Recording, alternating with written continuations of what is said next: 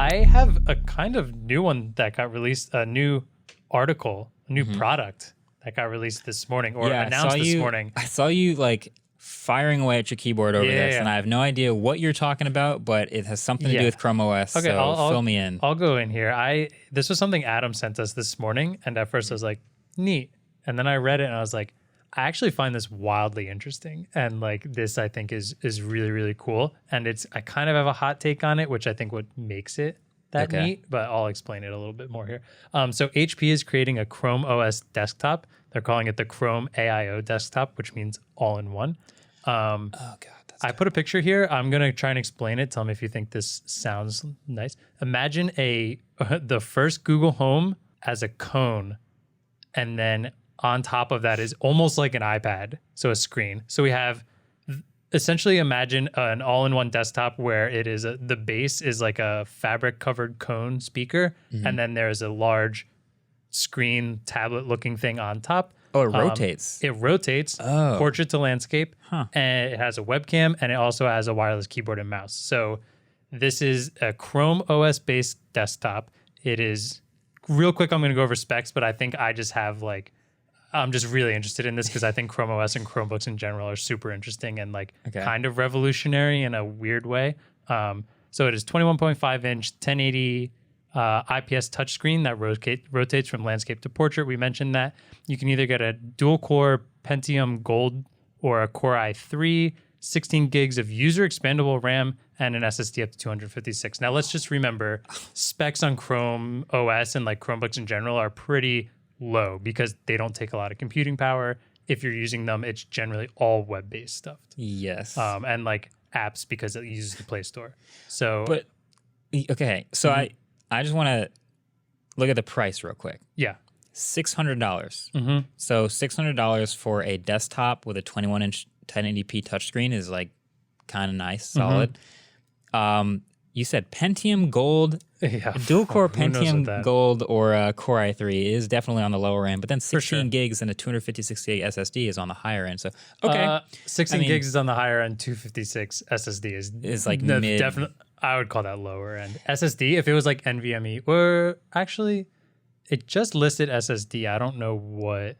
I guess hard drives should be gone. Hard drives, I shouldn't give you credit for not using a hard drive. Don't give credit for hard drive. All right, so I'm with you so far. I think I'm with you so far. Chrome OS only, so it's going to have auto rotate, but obviously it's just Chrome, so you're going to be using Chrome. You need as much RAM as you can get, so yeah, lots of RAM for Chrome OS. I think I'm with you. So like, in my eyes, Chromebooks are pretty amazing because so many people who get a laptop are only using it for like web browsing, watching YouTube. If they're doing schoolwork, they're doing it in Google Docs, answering emails. Like almost everyone who comes to me that I know isn't a big tech person that asks for a laptop recommendation, I almost always just suggest a Chromebook because they're $300 usually. They'll last a decent amount of time, maybe not as long as a regular laptop, but it's also $300. It's like a third of the price of a MacBook. It's definitely been the best part for me about recommending a Chromebook. It's if I can ask you what programs you need to use and you answer that question in websites, I can give you a Chromebook. Exactly. You're going to go Gmail, you're going to go, Google search, YouTube and Netflix and all these things. It's like, oh, great. Yeah, you can definitely use a Chromebook. Here's something half the price of what you thought you're going to have to pay. I bought Claire one at Costco years ago, and it's still running, and she still uses it every day. So here's my kind of hot take on this. Okay.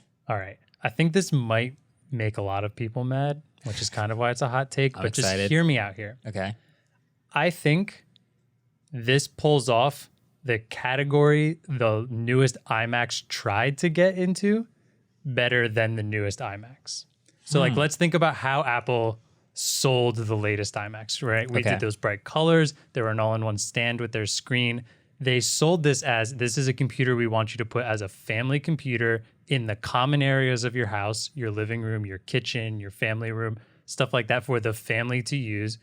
Most likely, generally web-based stuff, watching YouTube videos. They want it in the kitchen, so you might watch cooking videos or pull up recipes or be able to FaceTime with someone. Yep. But all of that was in a... that doesn't have touchscreen. I mean, sure, the specs on the iMac are way better than this. It runs Apple, all that.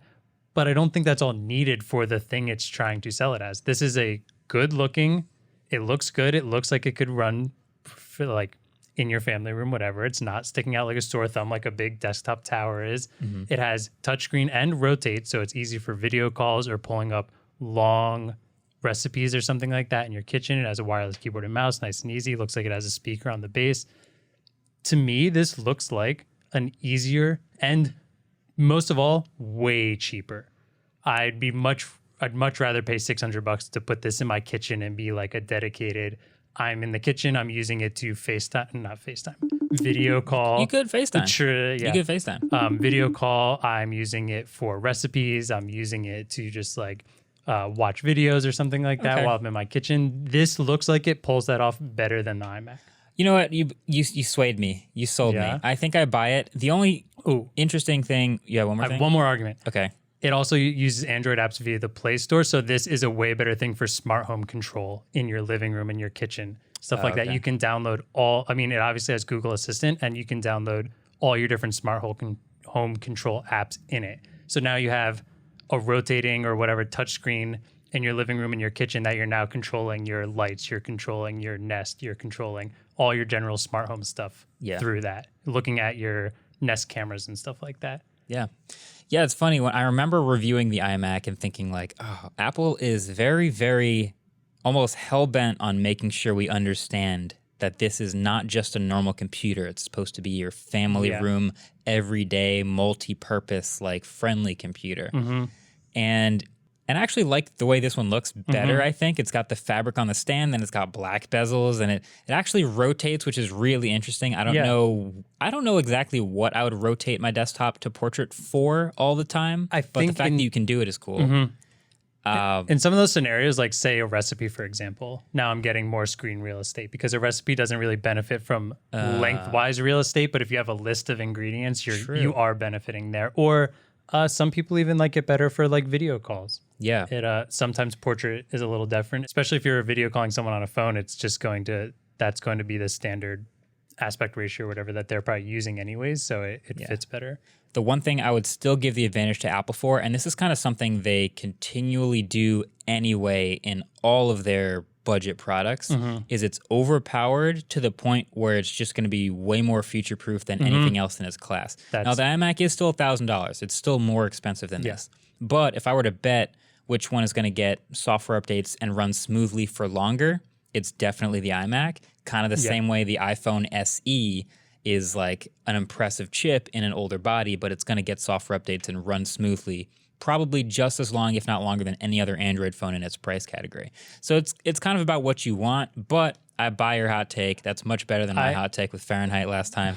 So I think it's a good one. I will say my one con I put on here is generally and this is anecdotal evidence, but Chromebooks I've thought don't have as long of a lifetime, especially compared to Apple products. So I definitely agree with you. And I think we all agree. I'm not trying to say this is more powerful than an iMac. No. I think generally the iMac for a sit-down computer blows us out of the water. But the fact that it adds a rotating screen and touchscreen makes it seem like more of a home, almost not even a computer. It's like bridging its gap into just like being part of your space at home better than the iMac does. The iMac is still a computer and you have to use it as a computer. Yep, it's Mac OS. Do you, in a family room computer, is a touchscreen the move? So I see it as that when I think of it as like, so the kitchen scenario works the best here because a lot of times like when I think about iMac saying put it in your kitchen, like you still have a keyboard and a mouse. I can't imagine having like stuff out on my countertop chopping and measuring and washing stuff off while also using a keyboard and mouse there. That gets pushed away. I have my touchscreen. I can scroll through everything. Yes, but now your hands are covered in stuff that you were chopping and Fair, but we measuring. all use our phones doing that anyways. Yeah. I'm not that worried about that. And then when it's in the living room, I don't personally have a computer in my living room. Growing up, I had one. I feel it's crazy now that everyone has computers on their own when they're children. We generally used to have them in the family room where we couldn't get in trouble on them.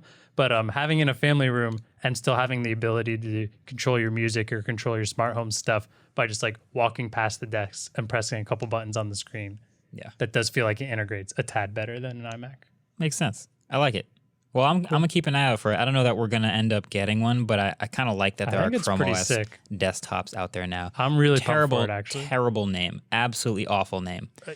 Chrome AiO.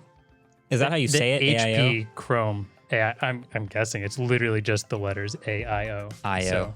AiO. AIO. AiO. AIO. Thanks for tuning into Clips this week. Smartphone season, floodgates open. Better subscribe. There's going to be a lot more content because we have a lot more coming up. Subscribe. I'm watching. Come on. Scroll it over. There it is. It's right there. Do it. Press it. Do it. Do it. Thanks. Thank you. I appreciate it. Thank you very much. See you next week.